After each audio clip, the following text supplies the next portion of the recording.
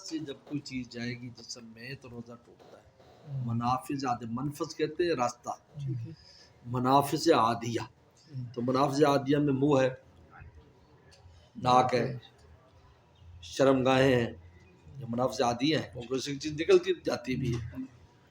آنکھ نہیں ہے، آنکھ میں سرما ڈال لو روزہ نہیں ٹوٹتا، حالانکہ اس کے گلے میں اثر بھی آتا ہے لیکن روزہ نہیں ٹوٹتا، تو منافذ عادیہ نہیں.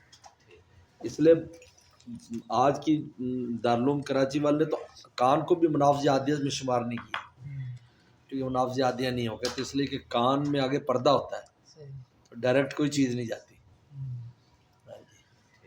وہ جو ہمیں گلے میں کان کی کوئی چیز محسوس ہوتی ہے وہ بالکل آنکھ کی طرح ہو اور کچھ نہیں.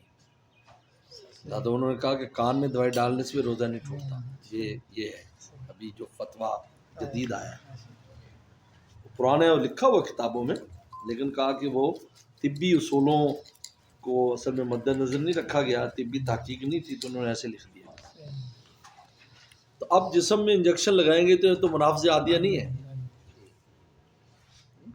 آپ نہائیں گے، نہام سے مسام سے جو آپ کے اندر تری چلی جاتی ہے اور روزے کی شدت کم ہو جاتی ہے گرمی میں نہانے سے، تو منافذ عادیہ نہیں ہے.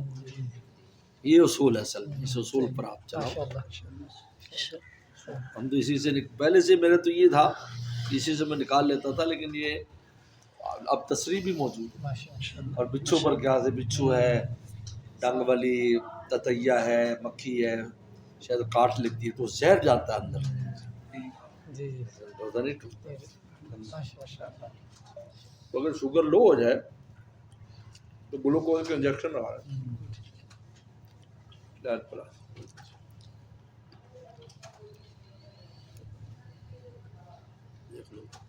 انشاءاللہ.